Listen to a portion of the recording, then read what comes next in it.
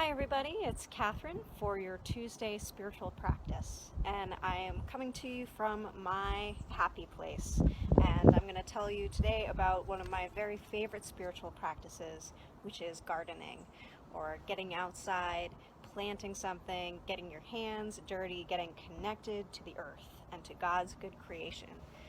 I have loved gardening since I was a young kid, and it's still one of the very favorite things that I do in my week, and it really helps me to feel refreshed, feel connected with nature, and to realize God's blessings all around us.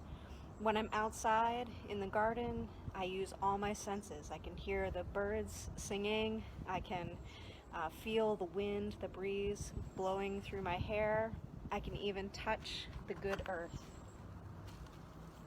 and feel the good soil and feel my connection to the creator who created it all.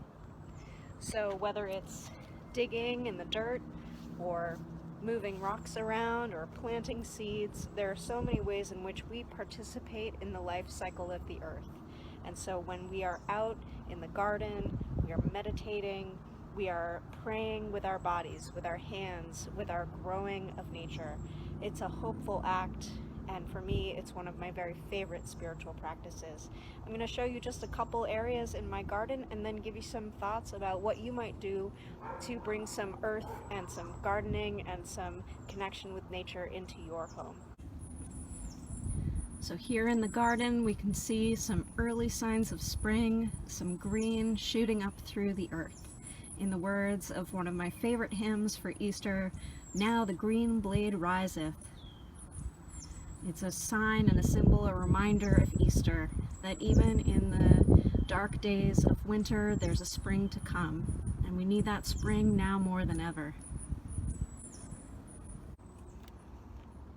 And of course, no tour of the garden would be complete without the compost bin. I'm not going to show you inside, that would be pretty nasty, but I'm so proud that we're able to use our food scraps so that nothing goes to waste and so that it all goes back into the soil to help grow new plants and help keep the cycle of life going. I'm proud too that one of the things we've accomplished as a church in recent months is that we've started composting. And while we might not be there to compost right now, we know that when we return, we'll be able to add that to the many things we're doing to help green our congregation.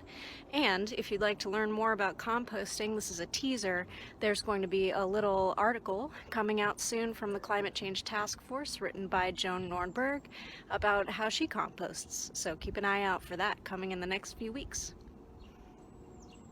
Hi. What do you have there?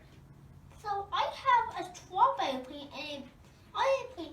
So seeds and also it seems like a little wet. See? Uh-huh.